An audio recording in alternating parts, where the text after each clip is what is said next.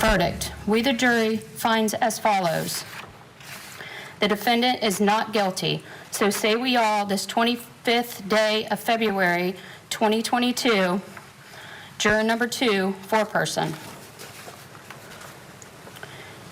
In the courts of the 6th Judicial Circuit in and for Pasco County, Florida, State of Florida versus Curtis Jetson Reeves, case number 2014 CF 216 CF AXES, information 4, count 2, aggravated battery.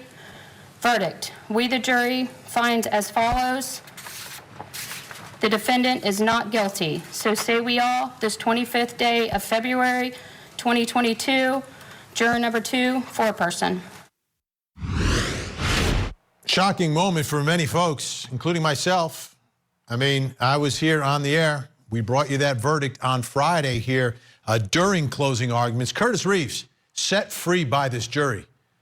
The jury listening to his self-defense arguments, listening to his testimony, believing it, and again, setting Curtis Reeves free. An absolute explosion of reaction on social media to this one. Let me just give you a little sample of what's out there and what people were saying. For instance, Lou T posting this. Why in the world is this verdict making me feel some kind of way?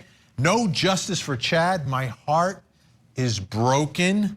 Lisa, I can't believe Grumpy was found not guilty. Oh, wait, I can. He was old and, quote, feeble and an ex-cop. The jury just took pity on him. And then there was Cynthia, who I believe was more in the minority, but still a lot of folks posting out there. Yes, justice was served for Curtis Reeves. Maybe this will make people think to respect others and turn that darn phone off and put it away when in a movie theater. Yay for Curtis Reeves, good for him. The younger generation has no respect for the public. Wow, wow. Now, one of the reasons I am shocked because I covered the trial of the man on the left that you see right there. His name is Michael Drejka. He claimed self-defense in a very similar case in Pinellas County, Florida, which is right next to Pasco County, Florida, where Curtis Reeves was tried. Bunch of similarities. Let's start here with the first similarity between these two. Each one of these two started the verbal confrontation that began the situation that resulted in the shooting death. Let's start first with Curtis Reeves. He was in a movie theater. We've got the surveillance video of it and was questioning Chad Olson's use of a cell phone, starting that verbal confrontation between the two. Let's switch to Michael Drejka outside the convenience store at the gas station. There he is. Again, in surveillance video, starting a verbal confrontation because someone is in a handicapped spot that doesn't have the handicap credentials.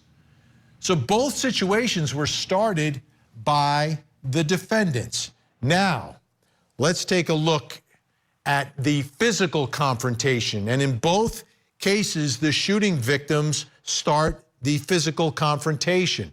Let's first go to the popcorn toss. That is taking it from a verbal confrontation to a physical confrontation. And that was Chad Olson who did that. Okay, he started it, the shooting victim. Now let's go to Michael Drejka. The shooting victim in that case, Marquise McLaughlin, walks out of the convenience store, sees someone yelling at his girlfriend, the mother of his children, and shoves Michael Drejka. So in both cases, the physical confrontation is initiated by the shooting victim. Finally now, let's take a look one more time. Here we get to the actual shooting itself. And the shooting quickly follows the physical confrontation. We begin with Curtis Reeves, who once that popcorn is thrown at him, whips out that gun and shoots. And he says it's not a result of the popcorn, but was a result of the initial physical confrontation, which he claimed was the throwing of the cell phone. Okay? So Curtis Reeves says, I get hit by a cell phone, then some popcorn, and then I fire my weapon. Now let's take a look at what happens with Michael Drejka as he shoots and kills Marquise McLaughlin. Again, the physical confrontation starts from Marquise, and then he pulls out his weapon and fires and shoots and kills Marquise McLaughlin. Bunch of similarities, both shooting victims, fathers of young children, both shooting victims shot in front of their significant other who testified at both trials. Let's bring back in the think tank still with us. Bernardo Villalona, Michael Bixson, Al Wunsch III. Two cases, both self-defense, okay? Both self-defense, both in the same area of Florida with two completely different results. Michael Drejka behind bars for 20 years. Curtis Reeves this weekend walked his daughter down the aisle at her wedding. So, Michael Bixson, I'll begin with you. Make some sense of this to the folks at home. Why is one man serving 20 years and the other walking his daughter down the aisle? Well, to be clear, I do think that there was a misapplication of the standard ground law in the Reeves case. So I need to lay that out there. I think it was the wrong decision. That being said, there was a distinct difference between the two cases in that in the Drejka case, the victim retreated. And so you had both the judge and the jury eventually shoot down the self-defense argument. Whereas when the Reeves case, you didn't have any issue of retreat. That being said, I still think it was a complete overuse of force. I do not think that standard ground should have applied in this case, and it was a completely wrong decision by the jury. When you say this case? Which one? We've got two. Reeves. Okay, gotcha. Al Wunsch, explain to the folks at home why Michael Drejka is serving 20 years on the left of the screen and Curtis Reeves was at the wedding this weekend. Vin, it's the end of the world as we know it. This doesn't make any sense at all. The situation with regards to Drejka, the victim was backing up, but the victim was backing up because he took a gun out. And so I think, most normal people would have been kind of backing up at that point. But he took a tumble. He took a fall. He wasn't, hit with some popcorn. The situation with regards to Reeves, it's just absolutely mind-boggling to me. I don't know what the jurors, 6 jurors, first of all, I don't understand why that was the situation. It's Florida, that's the rules. Thing, that's the rules. I think it was 6 for Drejka also, in his case. Right, but what I'm saying is I never understood that with regards to a criminal case like that. There shouldn't be 6, there should be 12.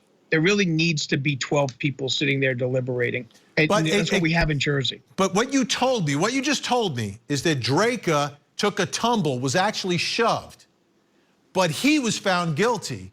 And the guy who we think got hit, maybe the jury thinks he got hit by a cell phone, maybe got hit by some popcorn by a guy who's in another aisle of a movie theater, he's free. Well, look, the bottom line is if I was Drejka's attorney, I would do a change of venue to Kenosha, all right? And then he'd probably get off there. Situation with these two trials are in the same judicial district in Florida. I understand Al. There's no difference in the jury pool. But this is the most bizarre case I have ever seen in my life. This doesn't make any sense whatsoever. The pushing of this guy, I don't think it was warranted to shoot him. I don't think at any point that right, and the jury agreed. He's doing 20 years. He's doing 20 years. But the popcorn thing is even more bizarre to me. How they could have said that was self-defense. Okay. I mean, I made that joke about assault and buttery, but I mean that's exactly what this was: assault and buttery. And yet this man is getting off. And you said about the fact he was walking his daughter down the aisle and everything else, but he had been home the entire time, which is even more tragic. Wouldn't have been allowed to go to the wedding without the not guilty verdict. Bernardo Villalona, can you make any sense for the folks at home? Because this is part of the outrage. People don't understand how these juries come to these verdicts. But these two cases are basically in the same judicial district down in Florida, different counties, Pasco and Pinellas, right next to each other. So while there are some similarities, there are also some huge differences. Aside from completely different jurors that sat and listened to each case, you got to think when it came to Michael Drejka, there was a point of reflection. There were a couple of seconds where Michael Drejka had the time to actually reflect and see what was going on. Aside from that, remember with the Drejka trial that prior bad act came in where he had done the same thing at a prior occasion, having to deal with a handicap parking space. But also with Michael Drejka, his statement came in, and his videotape statement, he came off as being very macho, very cocky, very starting. You know, he wasn't a likable person. Like at no time did he show any kind of remorse. It was almost like he was proud of having shot this man.